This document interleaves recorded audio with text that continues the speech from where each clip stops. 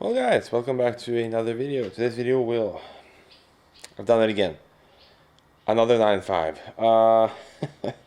This time was actually kind of a impulse purchase more than anything else. It showed up at a Facebook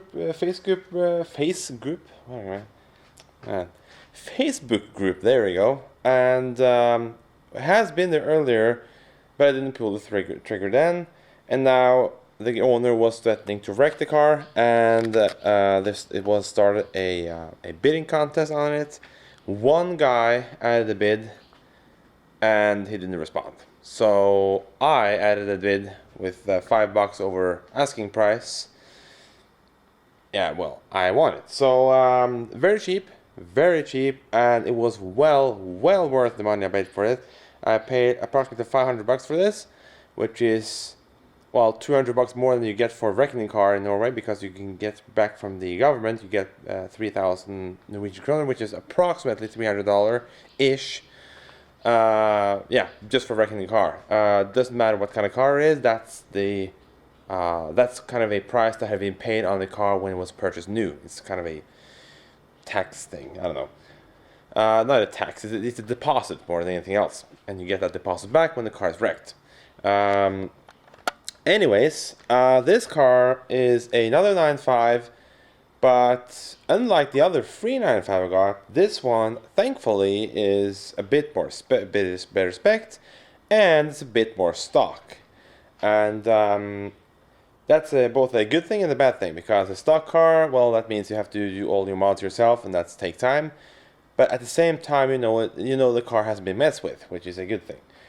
So I think I'm gonna just get this thing rolled out of the garage here, and you can see it by itself out in the sun, because it's very nice outside today.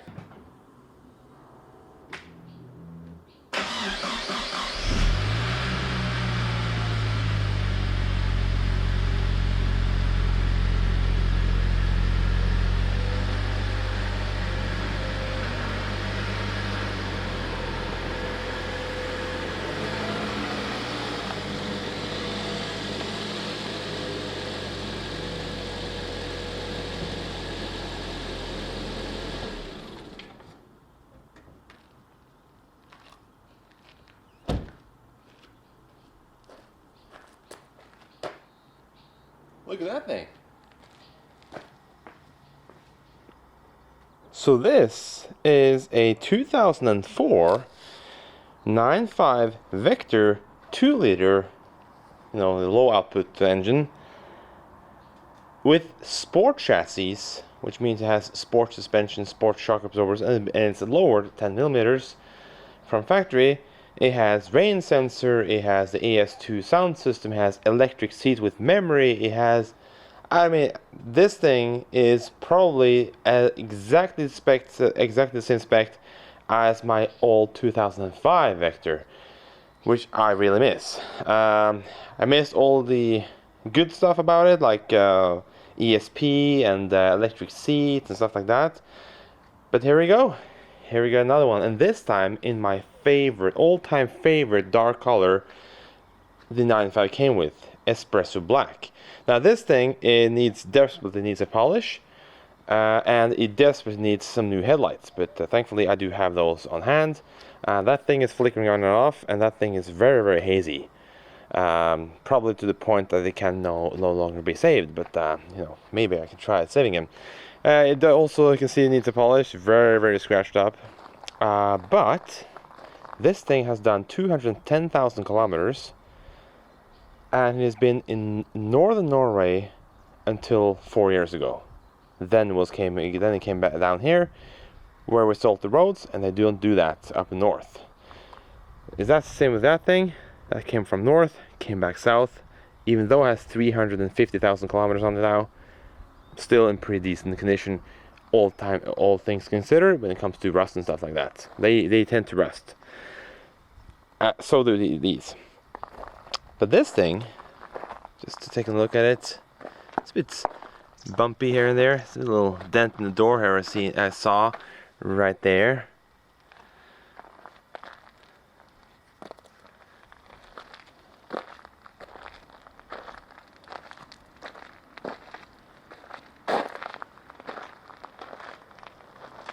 I mean, what rust, you know? Man, this thing looks good. And that's the only big thing with this car, but that's just the fender and the side skirt. I have new side skirts. Hold on, I need to change the setting here on the camera. There we go. Not necessarily new side skirts, but I had a new side skirt, but they also are from the Vector Sport model or the Aero model, slightly different shaped. And this thing I think I can bend slightly back to where it was. Seems like somebody's missed the jacking point and just slipped. Yokohama winter tires. They are 2 years old, 1 year old, I guess, 1 year old. They are old stock, but they are new. Look at that color. Oh my goodness. Slight rust here, little ding there. But overall, man, this thing looks phenomenal. And the best part is, it's a manual. So, manual transmission, Vector model, ESP, that doesn't work currently. Electric seats, which means it's so much easier to put in my black and gray two-tone seats that I have, because those are electric with memory. Look at the doors. Hardly anything to speak of. There's a bit spot here, but take a look underneath it. I mean, have you ever seen a 9.5? Look this big, this good underneath. That is insane, man. In a rust bucket, like Norway. Man, that's a unicorn right here. Look at it. Hardly any rust on the door hinges even. It's amazing. Now, when I went to pick up this car, it was not problem free. That was why it was cheap. But I picked it up one day, left it at my in-laws basically house, soon to be in-laws hopefully, and the day after I repaired it. And what I had to do, well, I can show you actually, because the part I replaced is in the boot. Probably won't come as a surprise, since there's a 9.5 and all. Yep, turbocharger. Turbocharger failed, not that badly actually. It's bad, but I've seen worse.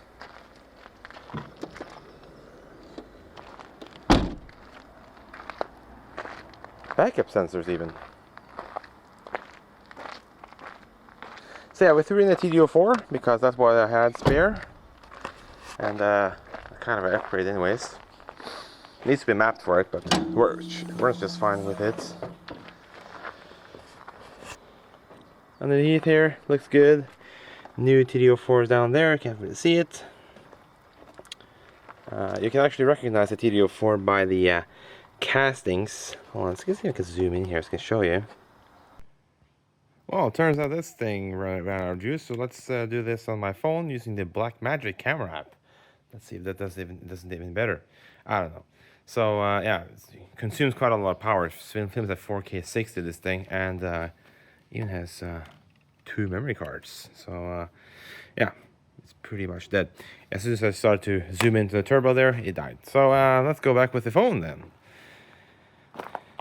Turbo sits down here, and by the castings you can recognize, you can see how the wastegate actuator is fastened by those 2 casting poles, kind of, you know, that thing and that thing. That's how you recognize a TD04 from the engine bay without actually, well, taking it apart, because a Garrett doesn't have those posts. It has just a simple casting, so when you see it from above, you'll see that. Not the same thing at all. So that's a quick tip on how you can recognize a TD04 from your car purchasing. So if the owner said it has a TD04,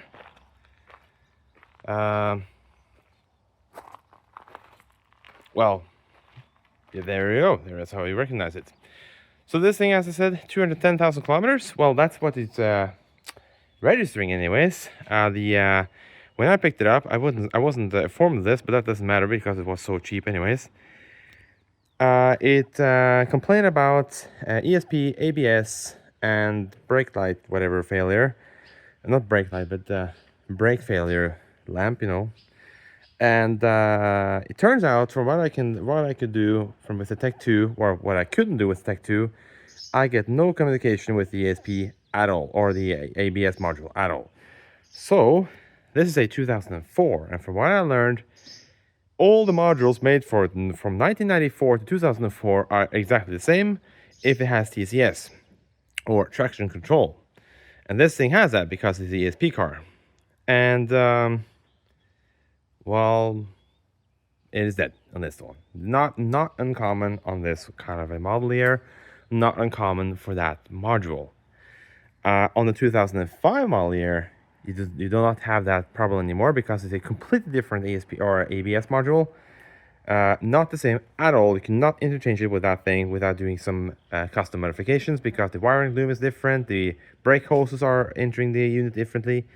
There's a lot of differences. So in this case, I do have somewhere in my garage actually a spare TCS unit. So hopefully that's just a pop-in replacement. It's fastened with six T20 Torx screws behind the fuse box there, and should be good to go. Also, rear springs on this are completely shot. That's why it's sagging so much. And I mean completely shot. Let's see if you can get your under here. Yep. It's pretty bad, you know? You can see that when I panned the camera underneath earlier. But overall, man, looks good. As I heard from the video by backing it out, it sounds really, really good. No exhaust leaks, nothing. I mean, the engine sounds so healthy. It's clear that this thing only has around 210,000 kilometers. Man, it's such a nice car. It has some problems. It's missing the front lip. It had the front lip from before, but it doesn't have it now. You can see if I touch the fog light here. Yep, it is kind of bad. But yeah. Let's start it up. Let's see how it sounds when you're running an idle here.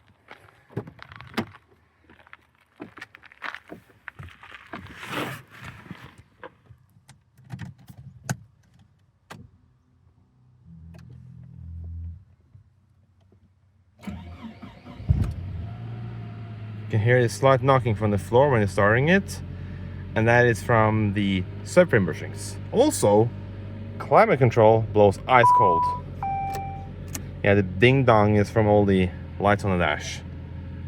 And the check engine light is on because it's missing a wheel speeds signal. Because, well, none of this works and the speedometer doesn't work. So that's why I've concluded that it is the ESP/ABS module that is the issue. So cold engine.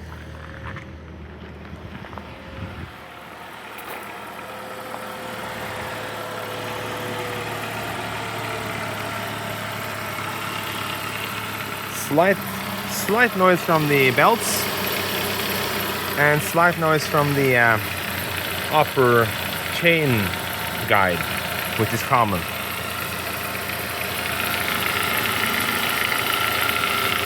But other than that, man,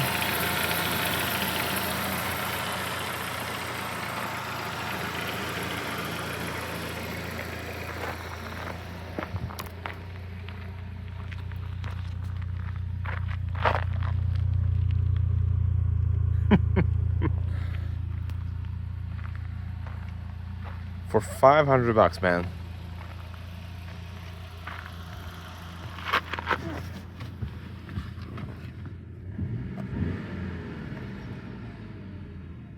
Runs absolutely fine.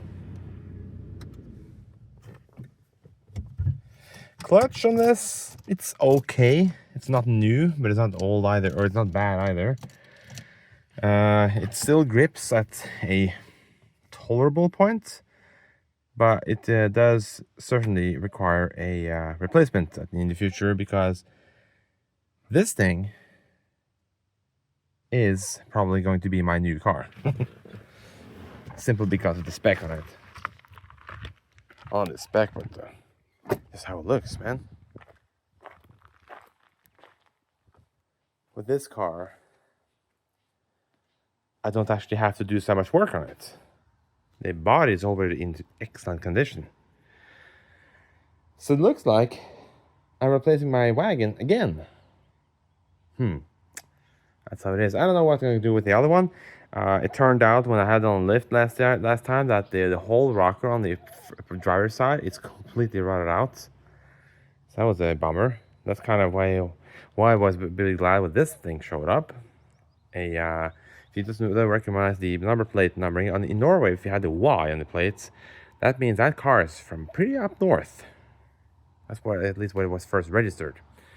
This thing has the D on the plate, which means it's actually registered in the Oslo area, but I believe that's where all these NG95s were registered, and then they were distributed all around the country.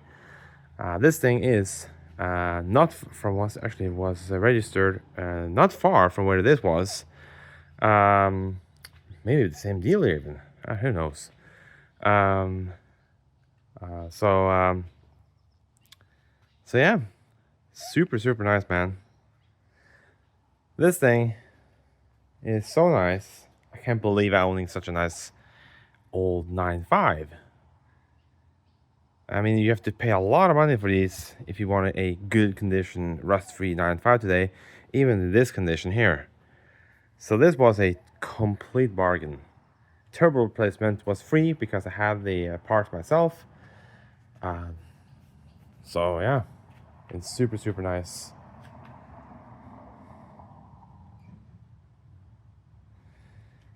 Yeah, I don't know what more to say. It's a stock 9.5, drives stock, no real power in it anyways. Has a stock intake system, stock exhaust system, everything is stock, and that's what I like about it, because I can begin on something new, which I actually wanted to. So man, thanks so much for watching, guys, and stay tuned for more things on this thing. What I'm gonna do on this thing today is probably try to polish at least the hood and see how it looks afterwards. And hopefully the rest of the car will look nice as well. Probably replace the headlights as well. And maybe the rear springs. Thanks for watching, guys, and stay tuned for more content on this car, man. This looks so nice, man.